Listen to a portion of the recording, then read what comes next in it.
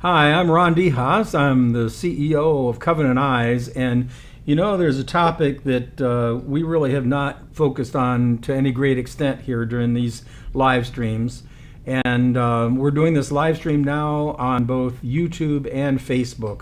So actually, I'd appreciate you going on to both and liking them and sharing them if you would, because it's important. And it's going to be especially important for this topic to get as much traffic as we can to understand this particular topic.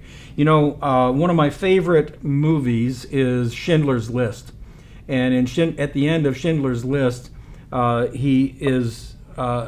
Schindler is just in tears because here he had saved many Jews from the Holocaust during the Second World War. And he took off his ring and other things. He said, if only I had sold this, I could have saved two more or whatever. And so I kind of feel like I'm in that position right now as I talk to our guest today, Marco Perez. Marco Perez is the founder of Florida Abolitionist, and this organization works in the area of human trafficking. And just imagine this issue of being grabbed and spending the rest of your life as a slave. And Marcos, I want to welcome you to our live stream here at Covenant Eyes. Thank you for joining us. Yeah. Tell me, to begin with, why abolitionist? I mean, it's kind of obvious, but share with me what Florida Abolitionists, where you got the name from. Yeah, absolutely. In fact, I just want to give credit to where credit is due. And Tomas Lares is the founder of Florida Abolitionist. I serve as a demand prevention coordinator for the department to work with the men. But obviously, abolitionist just comes from the idea and concept to want to abolish, anything that imposes and infringes on human dignity and freedom. And the fact that modern day slavery is still something that's still prevalent and exists today, unbeknownst to many people in our society. We thought that would be a fitting word and title as we pursue to abolish this monstrous crime. Mm-hmm. I know that it is a hot topic for a couple of reasons. One is one of our most popular ebooks is a book called Stop the Demand, which talks about human trafficking. In addition to that, I know there's at least one resource that lists Florida, and you're down in Orlando, Florida, that lists Florida as the number one human trafficking center. Is that true, or where does the Orlando area stand? Well, according to Polaris, the stats, Florida is ranked as the third state for calls for help when it comes to human trafficking, behind Texas and New York, and then you have right after California. But you would imagine, obviously, this being the hub for vacation capital of the world, the number of internationals that come through here, and even businesses and for conventions and events. This is just a destination, almost I would say second or similar to Las Vegas, where people come and just kind of let loose, hang out. They frequent here, for a few days, and because given the amount of people that come through here, it can definitely be a hub and a center for these type of activities. So so someone coming for a vacation down to Orlando, let's say, is essentially buying sex or other services from human slaves. Is that how it works? Yeah, so human trafficking, obviously being the recruitment, harboring, transportation, obtaining of a person for the purposes of commercial sex act.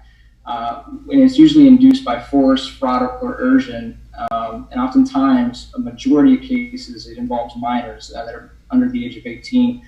And these pimps or traffickers, they end up always attending major events, such as whether it be the Super Bowl, concerts, festivals, conventions. They recruit, kidnap, coerce these women at those events, and because of the technologically advanced age that we live in today, a lot of their marketing is done online through sites such as Backpage.com, Craigslist. I mean, you name it. It's all part of the dark web, and people, that have these propensities to want to, purchase, sex and through the means of prostitution, and other these sexually oppressed women, they can go on these websites, or they have people that they connect and talk to when they're here in Orlando or in any other state for that matter. And that's how they get access to these trafficked women. We're here with Marcos Perez from the Florida Abolitionist. There is a Facebook page that Florida Abolitionist has. You've got to visit this site because just like Schindler that I mentioned at the beginning, we have the opportunity, I have the opportunity to actually contribute to saving people from human slavery. I actually have that opportunity. And that opportunity is presented through the Facebook page and also through the Florida Abolitionist website, which is stophumantrafficking.com. The opportunity to donate at that location. You know, Marcos, one of the things that I kind of associate when you said the word pimp, I just kind of naturally think of a guy as a pimp. But you recently posted something about just a very nice looking 23-year-old woman who's involved in human trafficking. Are you familiar with that story? Which one? It was. Yeah, I went to your Facebook page and I looked, and there was a woman who the FBI is investigating in Tallahassee, who's involved in human trafficking. So this is not just a male issue at all.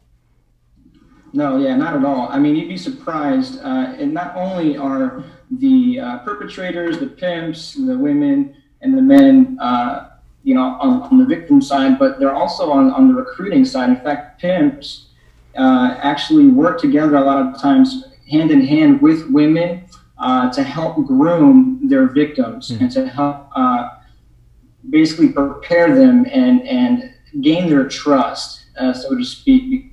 Because if the men can't allure them with their charm or these promises of money and love, then they'll use the women to help gain that trust with the other girl to lure them in, and then that would be, their mentor, so to speak, and basically help facilitate the whole human trafficking ring or operation. There's, I know that from my experience with Covenant Eyes and working with pornography, that there's a pretty close relationship between pornography and sex trafficking. For one thing, much of pornography is in fact sex trafficking itself, but then pornography also leads into promoting sex trafficking. It kind of goes both ways. Have you found that to be true as well? Absolutely. The two, in fact, I believe are inseparable. See, they share this supply and demand relationship. Pornography definitely increases the demand for trafficked women and children just because of the very nature of pornography and what it does to men. Nearly all men seeking either prostitution or trafficked women use pornography. And again, it goes back to the reason why, going back to the very essence and nature of what porn is. And basically, pornography, at its very core, promotes this philosophy of self-centeredness. It is the antithesis of love. It's a view and approach toward gaining just self-gratification and personal gain only. This is obviously all sparked. Let me, I guess, also mention that this issue in this industry is proliferated, not necessarily by sex. That's the means and the ugly manifestation of the real reason, which is mainly the exploitation of people's woundedness, vulnerabilities, and lack of identity. This is the biggest example we have of people hurting people. And so the Johns or the porn users are simply medicating a wound that they have. And the women obviously caught up in this trade, and even the traffickers are all, in essence, struggling with their own, woundedness or hurts from the past as well. And it's just this big cycle that continues. But basically, the act of pornography and cheapening this act of sex, it completely removes the mental and emotional awareness of the presence of a partner. It reduces the partner to be viewed as just an object, a summation of body parts to be used again to just fulfill the user's selfish fantasy. It just strips it to just that, just sex and act.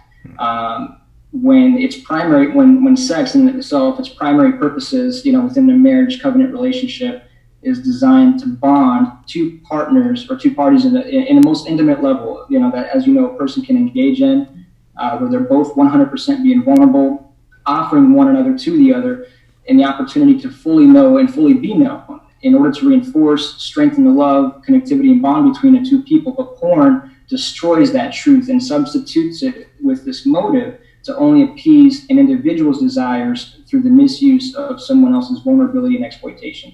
And there's no love in that. In fact, research shows that pornography changes the circuitry of the brain, which leads to a desire for a harder, more deviant material. And it leads users to create this fantasy world that has this distorted view of sex, love, relationships, intimacy, that instills these permission-giving beliefs that it's normal to pay for sex, or that women want to enjoy violent sex, and that, in fact, they want to seek to impose these acts or this culture and these ideologies onto their spouses or their girlfriends, who, of course, usually don't want to participate in violent, painful, or humiliating sex. So, in other words, the user seeks it elsewhere. And that's where they start procuring prostitution and women. But at the end of the day, it's, again, stemming from this root of woundedness. They're thriving off of this high of power, of control, of authority, and capitalizing on this victim who's absolutely vulnerable and helpless in a situation. So sex buyers want to act out what they have viewed in pornography. And again, pimps make pornography of their victims to further humiliate, control, and sell them. And this whole sexually oriented business, there's a lot of coercion, a lot of deception, and it's just this big facade. Many people I talk to have no idea the extent of sex trafficking, human trafficking. And yet I've heard over and over again stories just like what you were just talking about. Over and over again, men who have been addicted to pornography start acting out, and when asked, well, don't you realize this is human trafficking? Sometimes their response is, oh, those women, they're doing it because they want to. It's a lifestyle that they've chosen. How do you respond to that? An answer like that?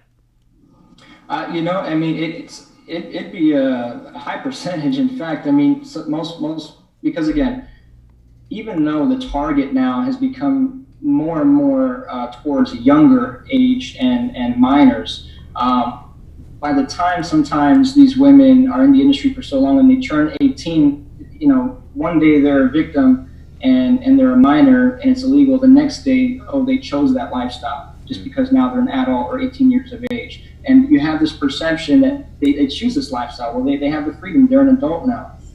It's their fault, when it couldn't be further from the truth. Yes, in some cases, a lot of these women go to these auditions and these interviews with the hopes of some sort of fame or a means of getting by or a one-time thing, but they're deceived with the marketing of these pimps and these traffickers. And by the time they get there, they have no idea what they've gotten themselves into. And again, they're forced, they're manipulated, they're threatened, they're drugged. And it's just a very brutal environment and situation that oftentimes they're in fear for their lives and they have no way of getting out.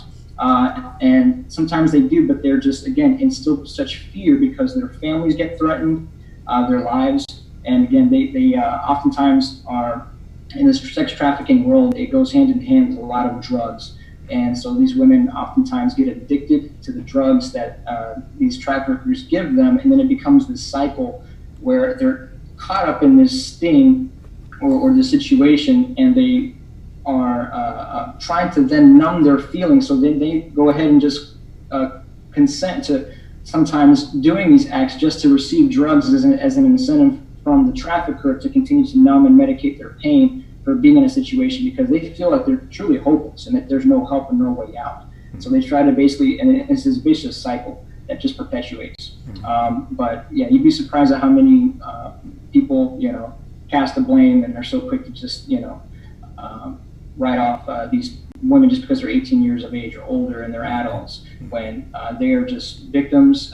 They're human beings that need help, need rescuing, and have worth and value. I've heard that a number of times from former prostitutes who uh, they started out at an average age of like 12 or 13. By the time they're 18, they are trapped in that lifestyle and possibly drugs, almost certainly addicted to drugs as well, drugs and alcohol. And so where else do they turn? What lifestyle do they have? And so those few that have been able to get out of that look back and they say, well, yeah, we were making porn films. That's what we were doing. Or they were selling us for sex, live sex. It just is a horrendous lifestyle. And people that refer to them as teenage prostitutes are wrong. They are not teenage prostitutes. That would sound too legal to me. In fact, they are prostituted teens is what they are. They're trafficked teens. That is human trafficking when they're at that teenage age and as they grow to adults. So a question I have for you then, Marcos, is a question that how then does a woman get out? What can be done to get a woman out of that?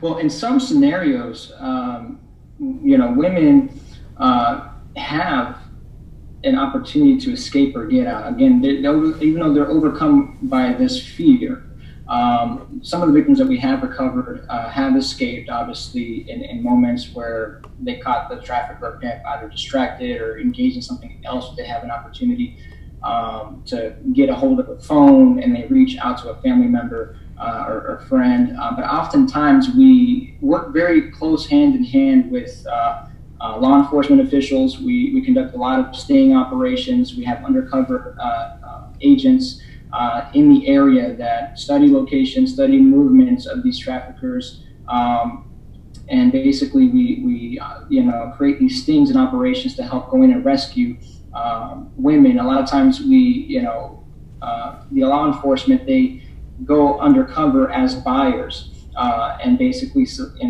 respond to the solicitation of a lot of these posts and these advertisements. And when they show up, basically there they find the victim, there they find the trafficker. Could be multiple victims, and then of course the John, of course, then would be involved in a situation in which now we're developing a buyer school, so to speak, here in Seminole County. Very similar to when someone gets a DUI, they get the ticket, they got to pay a fine, they got to do a certain amount of hours, schooling or to basically as punishment, or to learn, to obviously not get involved or do that again.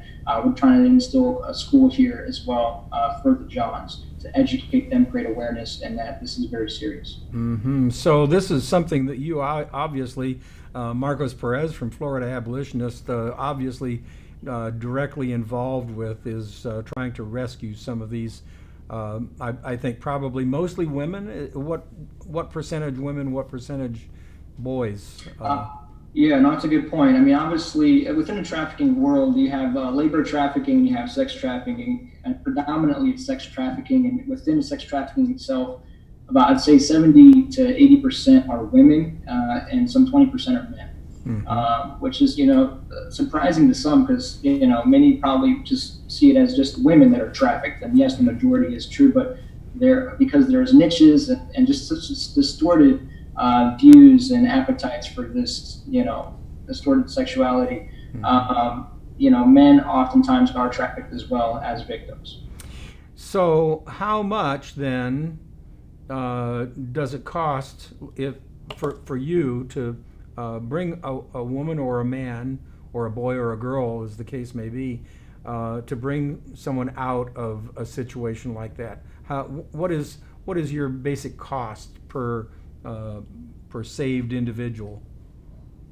On average, for a rescued victim in human trafficking, for the first 90 days, it's an average of about $2,100 between all the efforts combined in helping them get stabilized, provide housing, provide resources and materials to just help them, recover and detox, and to provide counseling and just basic needs they have, from clothes to just, personal hygiene materials.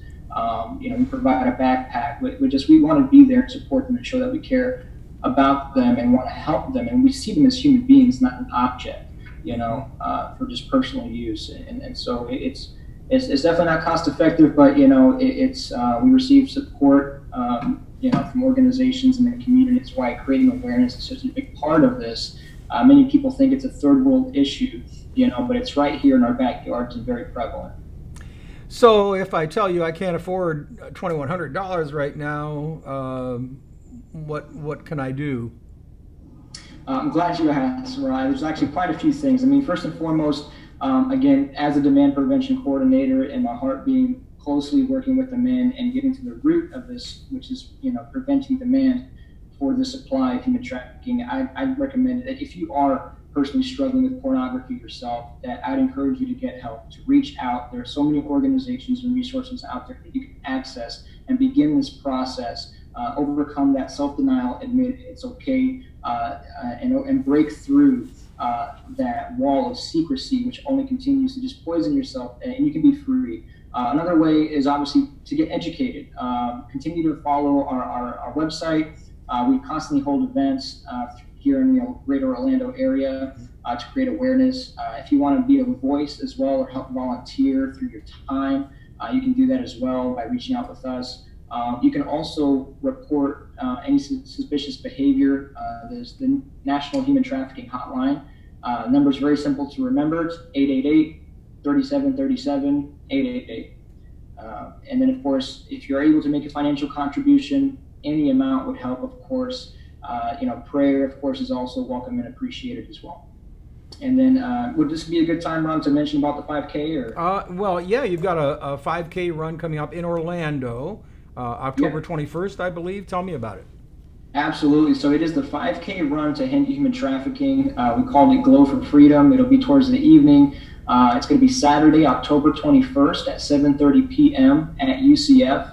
All proceeds will go towards, again, efforts to ensure that the victims that we recover from human trafficking receive the excellent care that they need, and of course towards the furthering of education and awareness for the youth, so that they themselves stay free and safe from exploitation themselves.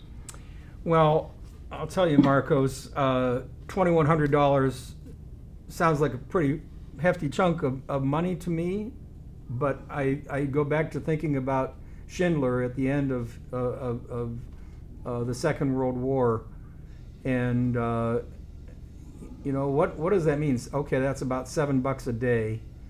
I can go onto your website right now, and I went to stophumantrafficking.com, and that's a donate page. That's where it starts. Correct. Yeah, our main page, FloridaAbolitionist.org, is currently going some revamping, some modifications, and so we have temporarily set that Stop Human Trafficking page up in the interim. But of course, on our main website, we normally would have a whole slew of materials, resources, education, how to get connected, how to reach out. There's different departments there listed with our different leaders. And ways to get involved and to learn more about human trafficking, the problem, and how to get involved with the solution as well. Yeah. So, Marcos, I want to commit to you. I'm going to go onto your website when we're done here, and you've got $50 from me to begin with, and then Thank you, Ron. And then over the next year, I promise you're going to have $2,100. How can I not do that? I think, what does that really mean to me? When my life is over, am I really going to miss that $7 a day? And when it means saving a person from human slavery, really, how can I not do that? So yeah. So Marcos, I want to thank you very much for joining us, and I want to thank all the viewers for joining us on this live stream that we do every Wednesday at about 12:30, 12:35. And Marcos, thank you for the work you do, and thank you for joining us. Thank you so much, Ron. Again, privileged to be on here with you guys. I support and appreciate all that you guys do at Covenant Eyes. We utilize your tools and resources. We recommend them out to the men. It helps a great deal. So again, thank you for having us, and God bless. Great. Thank you. God bless you too. Thank you. And thank you for joining us.